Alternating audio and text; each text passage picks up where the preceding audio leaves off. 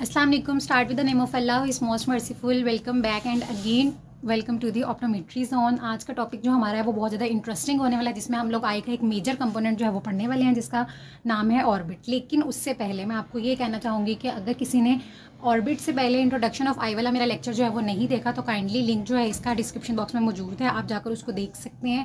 मैं इस वजह से आपको वो देखने का कह रही हूँ क्योंकि उसमें कुछ ऐसी टर्म्स हैं, कुछ ऐसी इंट्रोडक्टरी बातें हैं जो कि पता होना लाजमन है। जैसे कि बच्चों को मैंने बताया था कि इंटीरियर सेगमेंट, पोस्टीरियर सेगमेंट या कुछ चैम्बर्स के बारे में या आई की इंट्रोडक्टरी लेयर्स वगैरह जो है वो पता होना ज़रूरी है। ठीक है, तो सबसे पहले आप इंट्रोडक्शन ऑफ आई को जो है वो जाकर देख लें एक बार, उसके बाद जो है वो ये वाला लेक्चर देखना स्टार्ट करें। ठीक है, क्योंकि ये आपस में जो है वो इंटरलिंक्ड है।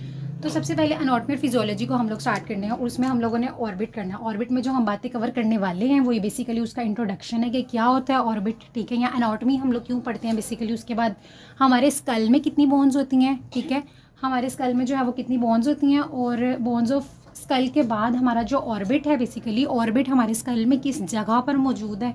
उसके बाद ऑर्बिटल कंटेंट्स, यानी कि ऑर्बिट के अलावा कौन कौन सी चीज़ें जो हैं वो आ जाती हैं। तो इसी तरह से हम स्टेप बाय स्टेप इसको डिस्कस करेंगे। ठीक है, इंट्रोडक्शन हम लोग स्टार्ट करते हैं। सबसे पहले तो जो है वो एनाटॉमी है ना, बेसिकली हम लोगों ने स्टार्ट की, तो हमें पता होना चाहिए कि हम एनाटॉमी पढ़ते क्यों हैं। ठीक है, एनाटॉमी बेसिकली ना हमारे पास स्टडी होती है डिफरेंट स्ट्रक्चर्स की, उनकी पोजीशन के लिहाज से। ठीक है, जैसे कि हमें पता होना चाहिए कि ये स्ट्रक्चर जो है वो किस जगह पर मौजूद है, ये स्ट्रक्चर किस जगह पर मौजूद है, मतलब कि डिफरेंट स्ट्रक्चर्स की पोजीशन, उन चीज़ों को स्टडी करना हम लोग कहते हैं एनाटॉमी।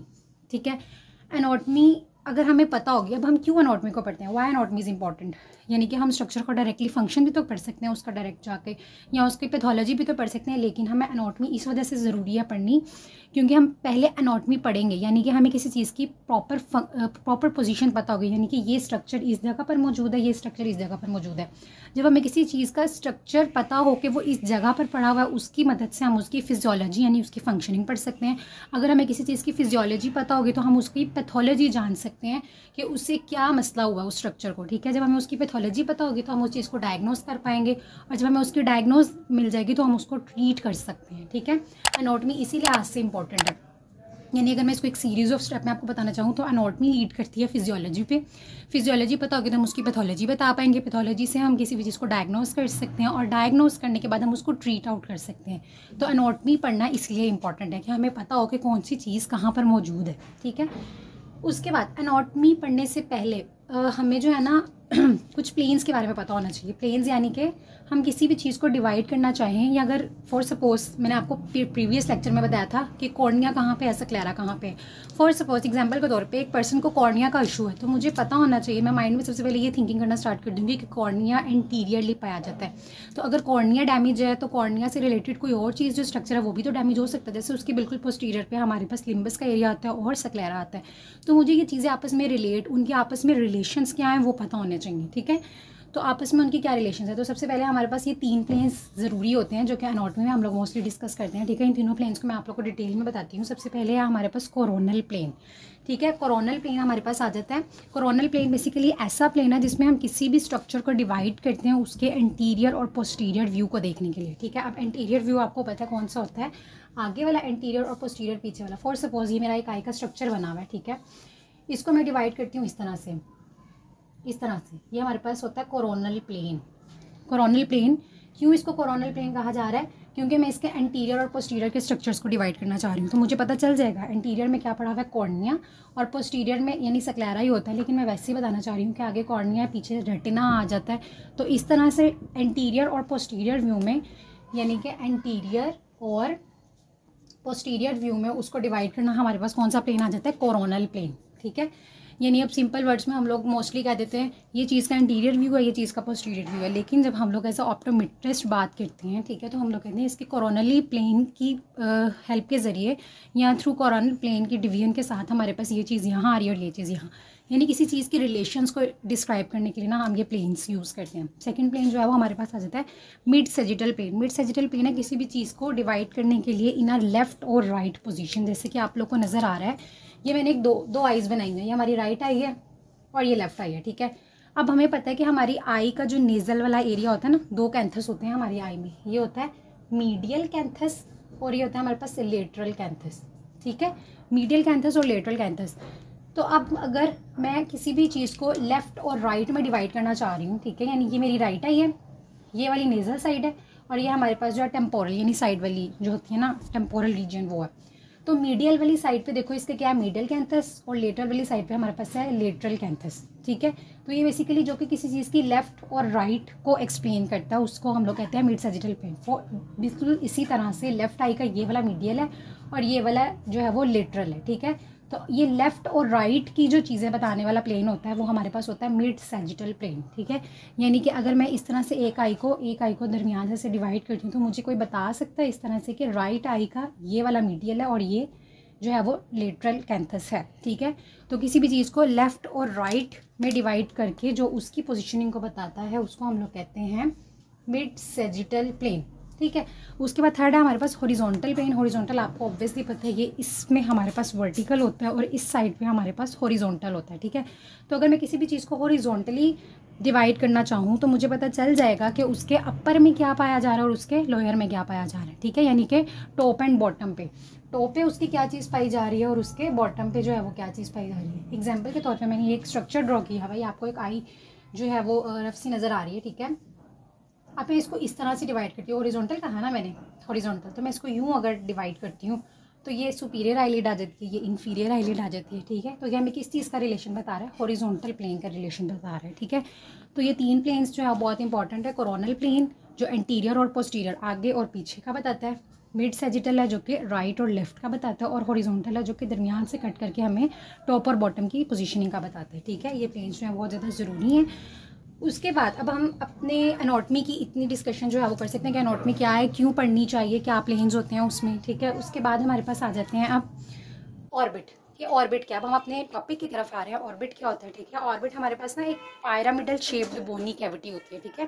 पायरामिड आपको पता है ना क्या होता है। पायरामिड की शेप बेसिकली इस तरह से होती है कि उसमें एक एपिक्स होता है, इस तरह से करके होता है, इस तरह से करके होता है पायरामिड शेप, जिसकी हमारे पास जो है वो बेस होती है और साथ में एपिक्स होता है, ठीक है। बेस होती है ये और ये एपिक्स होता है, इसको कहते हैं। इस तरह से ऑर्बिट भी हमारा इसी तरह से, आप लोगों ने नोट किया होगा ना, हमारी आई भी जो है बिल्कुल इसी तरह से पाई जा रही है, जिस तरह से ये बना हुआ है, ऐसे आगे गोल सा स्ट्रक्चर और पीछे ऐसे करके जो है ना वो हुई हुई है। तो बेसिकली हमारा ऑर्बिट जो है ना, इसीलिए हम उसको कहते हैं कि ये हमारे पास पायरामिडल शेप्ड बोनी कैविटी है, ठीक है, जिसके आगे जो है वो बेस है और उसके पीछे जो है वो एपिक्स है। आप कहेंगे एपिक्स क्या है और बेस क्या है, ठीक है। तो एपिक्स हमारे पास बेसिकली वो वाला रीजन होता है जहाँ पे हमारी वॉल्स आपस में कन्वर्ज होती हैं। हम लोग डिटेल में भी पढ़ेंगे आगे कौन सी वॉल्स कन्वर्ज होती हैं, ठीक है। बस आप लोग कितना याद रखें कि 4 ऑर्बिटल वॉल्स जहाँ पे कन्वर्ज आउट हो रही होती हैं उसको हम लोग कहते हैं एपिक्स, ठीक है। जहाँ पे हमारी 4 ऑर्बिटल वॉल्स आपस में कन्वर्ज हो रही होती हैं उसको हम लोग कहते हैं एपिक्स। और वो एरिया जो कि बेसिकली एंटीरियरली ओपनिंग जो होती है ना, ये ओपन वाला एरिया जो आगे वाला हिस्सा होता है उसको हम कहते हैं बेस, ठीक है। हम उसको बेस भी कह देते हैं, या हम उसको जो है बेसिकली रिम भी कह देते हैं, या हम उसको जो है बेसिकली मार्जिन भी कह देते हैं, ठीक है। ये तीनों नाम आएंगे तो आप लोग समझ जाइएगा कि आई का इंटीरियर पोर्शन की बात हो रही है, ठीक है। यानी हम कह सकते हैं कि बेस आगे सर्कुलर वाला एरिया, एक मिनट, सबसे हम लोग ये कह सकते हैं कि बेसिकली इंटीरियर वाला एरिया जो होता है, इंटीरियर वाला एरिया जो कि क्या होता है बेसिकली सर्कल होता है ना, सर्कुलर होता है, वो हमारे पास क्या होता है, वो हमारे पास होती है बेस, ठीक है। और जो हमारे पास पोस्टीरियर वाला एरिया होता है, जो हमारे पास पोस्टीरियर वाला एरिया होता है जो कि कॉन शेप्ड होता है, ठीक है। ये कॉन शेप ही है ना, एक तरह से कॉन शेप्ड होता है, उसको हम लोग क्या कहते हैं, एपिक्स कहते हैं, ठीक है। इस तरह से आप इसको आसानी से याद रख सकते हैं कि बेस क्या है और एपिक्स क्या है, और बेस को हम लोग रिम भी कह देते हैं और मार्जिन भी कह देते हैं, ठीक है। तो ऑर्बिट के बारे में पता चल गया कि ऑर्बिट हमारे पास एक पायरामिडल शेप्ड बोनी कैविटी है जिसके पीछे जो है वो एपिक्स आ रहा है और आगे जो है वो बेस आ रही है, ठीक है। और इसमें हमारे पास बॉल्स होती हैं, ठीक है। अब इसका वॉल्यूम क्या होता है, हमारे पास ऑर्बिट का वॉल्यूम हमारे पास होता है 30 ml, ठीक है। इसका वॉल्यूम हमारे पास बेसिकली क्या होता है, 30 ml होता है, इसका वॉल्यूम हमारे पास 30 ml होता है, ठीक है। अब उसके बाद हमारे पास जो आ जाता है, ठीक है, तो हमारे पास वॉल्यूम जो था ऑर्बिट का वो कितना आ जाता है, हमारे पास 30 ml आ जाता है। उसके बाद अब ऑर्बिट क्या है, ऑर्बिट में एपिक्स क्या होता है, बेस क्या होता है, उसका वॉल्यूम क्या है, वो सब हमने देख लिया। अब कुछ टर्म्स हैं जो कि बहुत इंपॉर्टेंट हैं, ऑर्बिट को थोड़ा डीप में जाने से पहले आप लोग को ये समझना चाहिए कि ये क्या है। सबसे पहले फोसा, फोरामेन और फिशर्स, इन तीनों में आपको डिफरेंस पता होना चाहिए, ठीक है, कि ये क्या होता है। फोसा, फोरामेन और फिशर्स ये बहुत इंपॉर्टेंट चीज़ें हैं ऑर्बिट में, एनाटॉमी में बहुत इंपॉर्टेंट है, ठीक है। फोसा क्या होता है, हमारे पास कुछ लार्ज डिप्रेशंस होते हैं। डिप्रेशन आपको पता ही होता है क्या होता है, खाली जगह है, होलो स्पेसेस, ठीक है, वो बेसिकली हमारे पास पाए जाते हैं डिप्रेशन। तो लार्ज डिप्रेशंस जो कि पाए जा रहे हैं हमारे पास क्रेनियल कैविटी में, ठीक है, लार्ज डिप्रेशंस जो कि हमारे पास क्रेनियल कैविटी में पाए जा रहे हैं उनको हम लोग कहते हैं फोसा। और फोसा का फंक्शन क्या होता है, ये हमारे पास ब्रेन स्ट्रक्चर्स को जो है वो सपोर्ट प्रोवाइड करते हैं। ब्रेन स्ट्रक्चर्स को जैसे कि आ जाते हैं हमारे पास ब्रेन के लॉब्स, ठीक है, ब्रेन लॉब्स आ जाते हैं, ठीक है, ब्रेन लॉब्स आ जाते हैं हमारे पास, ब्रेन लॉब्स आ जाते हैं उसके हमारे पास, उसको जो है बेसिकली सपोर्ट प्रोवाइड करते हैं। तो उसको हम लोग जो कहते हैं फोसा कहते हैं, ठीक है। अब फोसास हमारे पास कितनी तरह के होते हैं, 3 तरह के फोसा होते हैं, एंटीरियर क्रेनियल फोसा, मीडियल और पोस्टीरियर, ठीक है। एंटीरियर क्रेनियल फोसा, मीडियल और पोस्टीरियर, हाँ इसको इतना डीप में जाने की ज़रूरत नहीं है, लेकिन हम फोसा पढ़ ही इस वजह से रहे हैं ताकि हमें पता चले कि कौन से फोसा में ऑर्बिट का स्ट्रक्चर पाया जा रहा है। हमारा दिमाग है ना, हमारे ब्रेन है, क्रेनियम कहते हैं ना उसको, तो हमें पता होना चाहिए कि हमारे ब्रेन के किस एरिया में ऑर्बिट का स्ट्रक्चर आ रहा है, कौन से स्ट्रक्चर में एग्जिस्ट करता है। इसी वजह से हमें ये फोसास पढ़ने की ज़रूरत है, ठीक है। आपने ये याद रखना है कि फोसा लार्ज डिप्रेशन होते हैं जो कि क्रेनियल कैविटी में पाए जाते हैं, ब्रेन के स्ट्रक्चर्स को या ब्रेन लॉब्स को जो है वो सपोर्ट प्रोवाइड करते हैं। 3 फोसास होते हैं और आपका जो एंटीरियर वाला पोर्शन है ना, बेसिकली एंटीरियर क्रेनियल फोसा, उसमें आपका ऑर्बिट जो है वो पाया जाता है। ऑर्बिट किसका पार्ट है, orbit is a part of anterior cranial fossa, ठीक है। बाकी तो आपको पता है एंटीरियर क्रेनियल फोसा है तो वो हमारे पास बेसिकली फ्रंटल बोन्स में पाया जा रहा होगा। इसी तरह से मीडियल क्रेनियल फोसा है तो वो हमारे पास साइड टेम्पोरल और सफिनोइड वाले एरिया में पाया जा रहा है। और पोस्टीरियर जो है हमारा बेसिकली वो जो हमारे पास होता है फोरामेन मैग्नम, यानी कि पीछे वाला एरिया जो होता है वहाँ पे पाया जा रहा है। लेकिन आपको मेन याद रखने की ज़रूरत है कि एंटीरियर क्रेनियल फोसा कहाँ पर है, वो बेसिकली हमारे फ्रंटल एरिया में पाया जाता है। और ऑर्बिट किसका पार्ट है, एंटीरियर क्रेनियल फोसा का पार्ट है। ये बहुत इंपॉर्टेंट चीज़ है, MCQ के हवाले से बहुत इंपॉर्टेंट है, इसको हमेशा याद रखना, ठीक है। तो ये हमारे पास फोसास होते हैं। उसके बाद फोरामेंस की अगर हम बात करें, फोरामेंस भी फोसास की तरह ही होते हैं, लेकिन फोसास हमारे पास लार्ज डिप्रेशंस होते हैं, जबकि जो हमारे पास फोरामेंस होते हैं ना वो हमारे पास स्मॉल स्मॉल ओपनिंग्स होती हैं जहाँ से हमारी ब्लड वेजल्स पास आउट कर रही होती हैं, ठीक है। तो हमारे इसमें मेन फ़र्क ये है कि वो लार्ज डिप्रेशंस हैं, जबकि ये हमारे पास क्या आ जाती हैं, ये हमारे पास स्मॉल ओपनिंग्स आ जाती हैं जहाँ से क्या हमारे ब्लड वेजल्स वगैरह पास आउट करती हैं। 2 तरह के फोरामेंस हैं, ठीक है, सुप्रा ऑर्बिटल फोरामेन और इंफ्रा ऑर्बिटल फोरामेन, ठीक है। 2 तरह के आ जाते हैं फोरामेन, सुप्रा ऑर्बिटल फोरामेन और इंफ्रा ऑर्बिटल फोरामेन। जो सुप्रा ऑर्बिटल फोरामेन है वो बेसिकली हमारे पास कहाँ पे पाए जाते हैं, अगर मैं आपको डायग्राम दिखाना चाहूँ तो ये डायग्राम बेसिकली देखें, ये डायग्राम देखें, बेसिकली इसमें हमारे पास क्या है कि ये एक आई का स्ट्रक्चर बना हुआ है, ठीक है। ये आई है हमारी, आई में जो ऊपर यहाँ फ्रंटल एरिया की तरफ एक छोटा सा होल होता है उसको हम कहते हैं सुप्रा ऑर्बिटल फोरामेन। और बिल्कुल आई के नीचे मैक्सिलरी एरिया में हमारे पास होल होता है जिसको हम कहते हैं इंफ्रा ऑर्बिटल फोरामेन कहते हैं, ठीक है।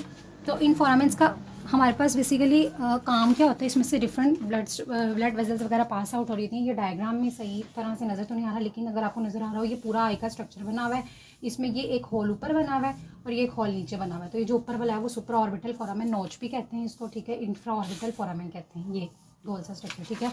यहाँ पर भी मैंने एक रैंडम सा बनाया हुआ है कि ये हमारी आई है, तो यहाँ पे बेसिकली ऊपर वाला हिस्सा, तो यहाँ हमारी फ्रंटल बोन है, तो फ्रंटल बोन में हमारे पास सुप्रा ऑर्बिटल फोरामेन है, जबकि ये हमारे नीचे ना बिल्कुल मैक्सिलरी बोन होती है, ठीक है। तो वहाँ पे जो पाया जा रहा था वो हमारे पास इंफ्रा ऑर्बिटल फोरामेन है, ठीक है।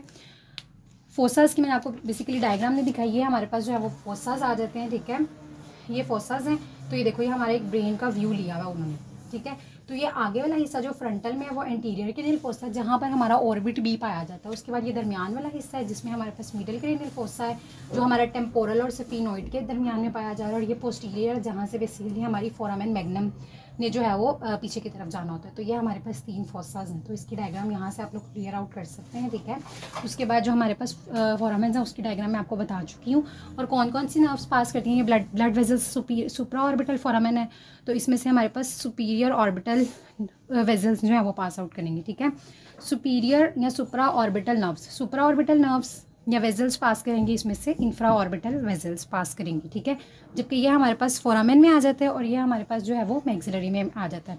थर्ड एंड लास्ट जो हमारे पास आ जाता है वो हमारे पास फिशर्स होते हैं। फिशर्स हमारे पास क्या होते हैं, ये भी कुछ स्मॉल स्पेसिस होती हैं ऑर्बिटल बॉन्स के अंदर, ठीक है। लार्ज हमेशा क्या होते हैं, लार्ज फोसास होते हैं, स्मॉल ओपनिंग्स फोरामेंस होती हैं, और फिशर्स भी स्मॉल स्पेसिस होती हैं जहाँ से हमारे जो कि ऑर्बिटल बॉन्ड्स में पाया जाता है। और इसमें से भी काफ़ी स्ट्रक्चर्स पास आउट करते हैं। 2 फिशर्स होते हैं, सुप्रा ऑर्बिटल फिशर और इंफ्रा ऑर्बिटल फिशर, ठीक है। सबसे इंपॉर्टेंट हमारे चीज़ ये है कि ये पाए कहाँ पे जाते हैं, ठीक है। जो सुपीरियर ऑर्बिटल फिशर रहता है ना वो हमारे पास smaller lesser and greater wing of sphenoid bone. अब आप कहेंगे स्फिनोइड बॉन क्या होती है, लेसर और ग्रेटर विंग क्या होता है, तो वो हम लोग जब वॉल्स को डिस्कस करेंगे तो उसमें आपको डिटेल में बता दूंगी। अभी फिल वक्त आप यही कर लें कि लेसर और greater wing of sphenoid bone के दरमियान में जो पाई जाता है फिशर, वो क्या होता है बेसिकली सुप्रा ऑर्बिटल फिशर। और सुप्रा ऑर्बिटल या सुपीरियर ऑर्बिटल फिशर लेसर और greater wing of sphenoid bone के दरमियान में पाया जाता है। और इसमें से कौन कौन से स्ट्रक्चर्स पास करते हैं? हमारी थर्ड नर्व ओकुलोमोटर होती है, फोर्थ नर्व जो कि ट्रोक्लियर होती है, नीजो लैक्रिमल नर्व, और इसके अलावा सुपीरियर ऑफ्थेल्मिक वेन्स जो है इसमें से पास आउट करेंगे। ठीक है, उसके बाद इन्फीरियर ऑर्बिटल फिशर है। तो जो इन्फीरियर ऑर्बिटल फिशर है वो हमारे पास ग्रेटर विंग ऑफ स्फीनॉइड और मैक्सिलरी बोन के दरमियान में होता है। ठीक है, इसके दरमियान में है मैक्सिलरी और greater wing of sphenoid bone के दरमियान में पाया जा रहा होता है। ठीक है, मैक्सिलरी बोन मैंने आपको अभी बताया कि हमारी जो आई के जो नीचे होता है बिल्कुल वहाँ पे मैक्सिलरी एरिया होता है, वहाँ मैक्सिलरी बोन पाई जाती है। और उसके अलावा ग्रेटर विंग ऑफ स्फीनॉइड के दरमियान में। अब इसमें से कौन कौन से स्ट्रक्चर्स, क्योंकि मैंने कहा फिशर्स भी कुछ स्पेसीज हैं जहाँ से कुछ स्ट्रक्चर्स ने, कुछ वेजल्स ने, कुछ नर्व्स ने पास आउट करना है। तो कौन कौन से? Maxillary nerve, obviously maxillary area है तो मैक्सिलरी नर्व पास आउट करेगी, जाइगोमेटिक ब्रांच पास करेगी, इन्फीरियर ऑफ्थेल्मिक वेन आईओवी इन्फीरियर ऑफ्थेल्मिक वेन पास करेगी, और सिंपैथेटिक नर्व जो है वो पास आउट करेगी। ठीक है, यहाँ पे है सुपीरियर ऑफ्थेल्मिक वेन, यहाँ है सिंपैथेटिक नर्व, ये सारे स्ट्रक्चर्स इसमें से पास आउट करेंगे। तो सुपीरियर ऑर्बिटल फिशर और इन्फीरियर ऑर्बिटल फिशर की आपको लोकेशन भी पता चल गई, उनमें से कौन कौन से स्ट्रक्चर्स पास आउट करते हैं वो भी पता चल गया। अब आप लोग जैसे कि स्क्रीन पे इसकी डायग्राम देख सकते हैं, और फिशर्स जो है वो आपको नज़र आ रहा है। ये एक आई का जो है वो स्ट्रक्चर उन्होंने बोनी स्ट्रक्चर दिखाया हुआ है, सारी बोन्स दिखाई हैं। बोन्स हम लोगों ने नेक्स्ट लेक्चर में वैसे भी डिस्कस करनी है। ठीक है, तो जो आपका ये जो आपको स्मॉल सी स्पेस नज़र आ रही है और ये जो लार्ज स्पेस नज़र आ रही है, ये basically lesser wing of sphenoid और ग्रेटर विंग ऑफ स्फीनॉइड, और इनके दरमियान जो लेबलिंग नज़र आ रही है आपको, ये हमारे पास सुपीरियर ऑर्बिटल फिशर। जैसे कि हमने पहले भी पढ़ा था कि सुपीरियर और सुपीरियर कह रही हूँ सॉरी लेसर और ग्रेटर विंग ऑफ स्फीनॉइड बॉन के दरमियान में होता है सुपीरियर ऑर्बिटल फिशर। तो ये जो आपको स्पेस नज़र आ रही है, इसके साइड पे अगर आप देखें तो लेसर विंग ऑफ स्फीनॉइड बॉन बनी हुई है, और इसके दूसरी साइड पे देखें तो ग्रेटर विंग ऑफ स्फीनॉइड, और दरमियान में स्पेस पे जो लेबलिंग किया है वो हमारे पास है सुप्रा ऑर्बिटल फिशर। उसके बाद मैंने कहा जैसे कि ये मैक्सिलरी एरिया आपको आई के बिल्कुल नीचे नज़र आ रहा है। ठीक है, इसके और जो ग्रेटर विंग ऑफ स्फीनॉइड है उसके दरमियान में फिर आपको एक छोटी सी स्पेस नज़र आ रही है, इसको हम लोग कहते हैं इन्फीरियर ऑर्बिटल फिशर। ठीक है, वापस आते हैं तो आपको फोसस की डायग्राम भी दिखा दी है, फोरामेन भी क्या होते हैं, बस फ़र्क इतना कि लार्ज डिप्रेशंस हैं और इसके एंटीरियर में हमारा ऑर्बिट आ जाता है। फोरामेन जो हमारी स्मॉल ओपनिंग्स होती हैं जहाँ से बेसिकली कुछ ब्लड वेजल्स पास आउट करती हैं। फिशर्स होते हैं जो कि जिनमें से हमारे काफ़ी आई की वेन्स वगैरह जो है वो पास आउट करती हैं। ठीक है, लास्ट बल्कि बेसिकली 2 टर्म्स हैं, ऑर्बिटल ओपनिंग और ऑप्टिक कैनाल। आपने हमेशा ये याद रखना है कि हमारी एंटीरियरली 1/6 आई जो है वो एक्सपोज होती है। ये जब हम अपनी आंखें खोलते हैं तो जितना एरिया खुला होता है ना वो बेसिकली कितना होता है 1/6। ठीक है, 1/6 एरिया हमेशा हमारी आई का एक्सपोज रहता है और बाकी जो है वो कवर किया हुआ है पीछे से सारा। ठीक है, किसने कवर किया हुआ है? ऑर्बिटल वॉल्स ने कवर किया हुआ है। ठीक है, तो 1/6 एक्सपोज होता है, बाकी सारा कवर किया होता है ऑर्बिटल वॉल्स ने। ऑप्टिक कैनाल लास्ट जो है बात करने वाली हूँ वो ऑप्टिक कैनाल, और ऑप्टिक कैनाल भी कहाँ पाई जाती है? हमारी लेसर विंग ऑफ स्फीनॉइड में। ठीक है, ऑप्टिक कैनाल हमारे पास एक बेसिकली कैनाल होती है जो कि कहाँ पाई जाती है? Lesser wing of sphenoid bone में। ठीक है, lesser wing of sphenoid bone में ये पाई जाती है। और इसमें से क्या स्ट्रक्चर, जैसे मैंने बताया कि हर चीज़ में से स्ट्रक्चर पास कर रहा है। फोरामेन में से infra supra superior orbital fissure inferior orbital fissure, इसी तरह से ऑप्टिक कैनाल में से भी कुछ स्ट्रक्चर्स पास आउट करेंगे। तो आपने हमेशा याद रखना है ऑप्टिक कैनाल वो जगह है जहाँ से हमारी ऑप्टिक नर्व और ऑफ्थेल्मिक आर्टरी पास आउट करते हैं। ये मैंने आपको कल बताया था ऑप्टिक नर्व क्या होती है, अगर आपको नहीं पता तो आप उस लेक्चर को जाकर देखें। ठीक है, तो ऑप्टिक कैनाल में से हमारे पास 2 चीज़ें पास आउट करती हैं, क्या क्या बेटा? ऑप्टिक नर्व, एक ऑप्टिक नर्व, और दूसरी चीज़ ऑफ्थेल्मिक आर्टरी, जो कि आपकी आई की major artery, ophthalmic artery major artery है और ऑप्टिक नर्व आपकी मेजर नर्व है आई की। ठीक है, ये दोनों स्ट्रक्चर जो है वो इसी में से पास आउट करते हैं। ठीक है, अगर आप लोगों को समझ आ गया तो थैंक यू सो मच, और मेरे चैनल को जो है वो सब्सक्राइब भी करें, लाइक भी करें। अगर आपका कोई क्वेश्चन है तो आप जो है वो क्वेश्चन सेक्शन बॉक्स में जो है मुझसे पूछ सकते हैं। And thank you so much. बाकी चीज़ें जो है वो हम लोग अपने जो बाकी कॉन्टेक्स्ट रह गया कि स्कल क्या होता है, ऑर्बिट क्या होता है, उसकी बोन्स, वो हम लोग अपने नेक्स्ट लेक्चर में जो है वो डिस्कस करेंगे। Thank you so much.